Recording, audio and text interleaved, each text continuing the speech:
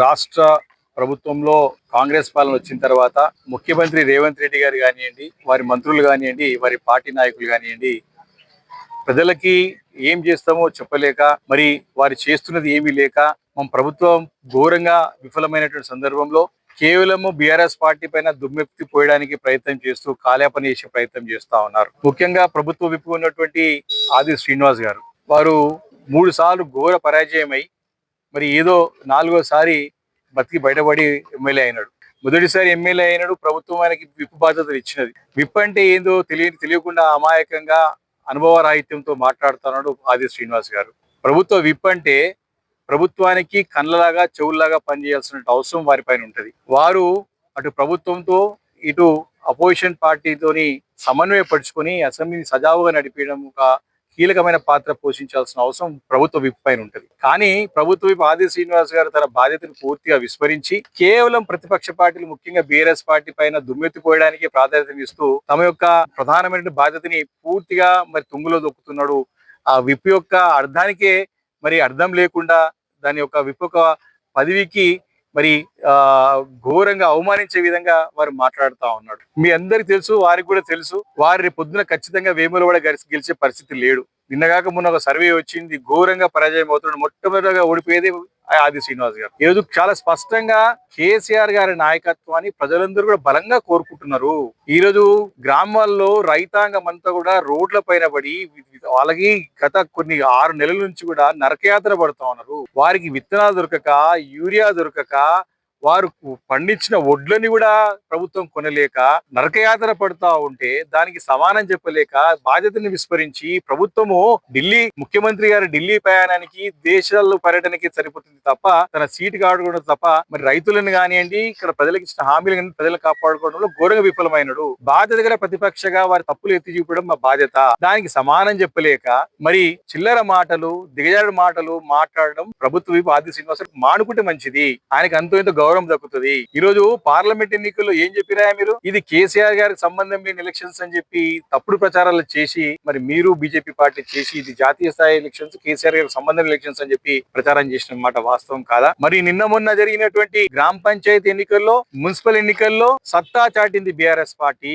మీరు అధికారంలోకి వచ్చి 2 సంవత్సరాలు కావస్తున్నా మీ పైన విశ్వాసం కోల్పోయినారు. మీరు విశ్వాసం కోల్పోయినారు, ప్రజల విశ్వాసం కోల్పోయింది కాంగ్రెస్ ప్రభుత్వం. మీరు ఎన్ని విశ్వ ప్రయత్నాలు చేసినా, అధికార దుర్వినియోగం చేసినా, మీ యొక్క కండబలంతో ధనబలంతో సీట్లు గెలవాలని చూసినా ప్రజలు మీ వైపు లేరు. దాదాపు మాకు మరి 30-40% సీట్లు ఇచ్చినారు. ప్రజలు మా ఎంబడున్నారు. అంటే అపోజిషన్ పార్టీలు ఉంటేనే ఈ రకంగా ఉంటే రేపు అసెంబ్లీ ఎన్నికలు వచ్చిన తర్వాత మీ పరిస్థితి ఏంటో ఒక్కసారి మీకు మీరు ప్రశ్నించుకోండి. ఆది శ్రీనివాస్ గారు, మాటలు రాసిస్తే మాట్లాడడం కాదు, వాస్తవాలు గ్రహించాల్సిన అవసరం మీ పైన ఉన్నది. ప్రభుత్వ విప్పుగా క్షేత్ర స్థాయిలో పరిస్థితులు ప్రభుత్వం తెలియజేయండి.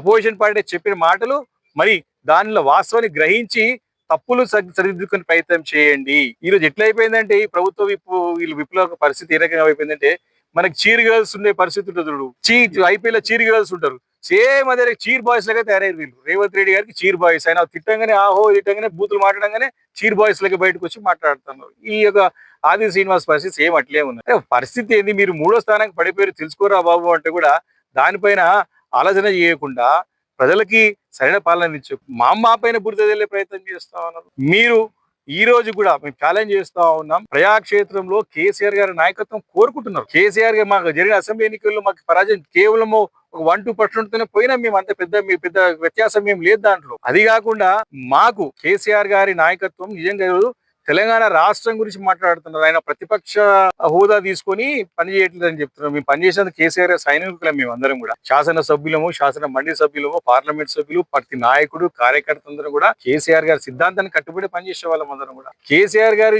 వారు ఇంకా బయటికి రాకపోతే నీ పరిస్థితి, బయటకు వస్తే నీ పరిస్థితి ఏంది? బయటకు వస్తే ప్రజలు తిరగబడతారు నీ మీద. వారు ప్రజలు రావాలని బలంగా కోరుకుంటున్నారు. కేసీఆర్ గారిని అనేంత స్థాయి ముఖ్యమంత్రి రేవంత్ రెడ్డికే లేదు. ఈయన మాట్లాడతారు. కాంగ్రెస్ పార్టీ నాయకుడికి ఎవరైతే మాట్లాడుతున్నారో కేసీఆర్ గారి కాలి గోటి కూడా సరిపోరు. మీరు కేసీఆర్ గారి నుంచి మాట్లాడుతున్నారు. కేసీఆర్ గారి యొక్క నాయకత్వం లేకపోతే, ఈ గులాబీ జెండా లేకపోతే, కేసీఆర్ అనేవాడు లేకపోతే తెలంగాణ ఎక్కడిది? ఇది మీ అనుభవించే పదవులు ఎక్కడిది? ఒకసారి మీరు ఆత్మవిమర్శ చేసుకోవాలా. అంత పెద్ద నాయకుడిని మాట్లాడేటప్పుడు ఒళ్ళు దగ్గర పెట్టుకొని మాట్లాడాలా. ఏదో మీరంతా ఇప్పుడు మాట్లాడే నాయకులు ఎవరుతున్నారో 1 టైం సెటిల్మెంట్ ఎమ్మెల్యేలు అంతా కూడా రేపు పొద్దున మళ్ళీ వారికి భవిష్యత్తు లేదు. One time settlement. ఆయన గెలిచిందే చావు తప్పి కళ్ళు కొట్టబోయేసి గెలిచినట్టు చూసినావా? ఓడిపోయి లాస్ట్ గెలిచి బయటపడి ఈ రోజు పెద్ద పెద్ద మాటలు మాట్లాడు. కాబట్టి కొంచెం జాగ్రత్తగా మాట్లాడండి. మాట్లాడేటప్పుడు బీఆర్ఎస్ పార్టీ బలంగా ఉంది ప్రజల్లో. కేసీఆర్ గారి నాయకత్వాన్ని ప్రజలు తిరిగి కోరుకుంటా ఉన్నారు. కాంగ్రెస్ కి గుణపాఠం తప్పదు. కాంగ్రెస్ కి జాతీయ స్థాయిలో ఘోర పరాభవం ఏదో 2-3 రాష్ట్రాల్లో ఉంది అంతే. ఒక రాష్ట్రంలో అలయన్స్ ఉన్నది, 2 రాష్ట్రాల్లో 3 రాష్ట్రాల్లో ఉన్నది అంతే. 29 రాష్ట్రాల్లో పూర్తిగా తుడుచుకుపెట్టుకుపోయింది కాంగ్రెస్ పార్టీ. కాంగ్రెస్ పార్టీ నామ రూపాలు లేకుండా పోయింది ఈరోజు జాతీయ స్థాయిలో. మీ యొక్క అసమర్థత వల్లే కదా ఈ రోజు బీజేపీ నరేంద్ర మోడీ కూడా 3వ సారి గెలిచినాడు. మీరు సరిగా ఉంటే బీజేపీ ఎందుకు వస్తుండే? కాబట్టి కాంగ్రెస్ పార్టీ పైన పూర్తిగా నమ్మకం లేదు ప్రజలకి. ముఖ్యంగా తెలంగాణ రాష్ట్రంలో అసెంబ్లీ ఎన్నికలు ఎప్పుడు జరిగినా మరి తిరుగులేని మెజారిటీతో మళ్ళీ కేసీఆర్ గారి నాయకత్వం రావడం ఖాయం. మొన్న వచ్చినటువంటి సర్వేలో దాదాపు 84 సీట్లు వస్తుందని చెప్పి ఖరాఖండిగా చెప్తున్నారు. ఈ రోజే పరిస్థితి ఉందంటే ఇంకా నీకు ఎలక్షన్స్ దగ్గరేసరికి 1 side elections landslide victory కొట్టబోతా ఉన్నాం. కాంగ్రెస్ పార్టీ నాయకులకు డిపాజిట్లు దక్కడం కల్లా వారు ఖచ్చితంగా 3వ స్థానానికి పడిపోవడం ఖాయం అని చెప్పి మనవి చేస్తా ఉన్నాను. కాబట్టి ప్రభుత్వ విప్ అనేవాడు తన బాధ్యతని విస్మరించకుండా తన బాధ్యత తెలుసుకొని తన పని ఏందో తెలుసుకొని మాట్లాడితే మంచిది. ఇట్లా చీర్ బాయ్స్ లెక్క చీర్ గర్ల్స్ లెక్క పనిచేస్తే మీకున్న మీ నియోజకవర్గంలో ఉన్న ప్రజల్లో మీరు సన్నగిల్లిపోతారు. వేస్ట్ మాటలు బంద్ చేయండి. ప్రజలకు ఉపయోగపడే మాట మాట్లాడండి.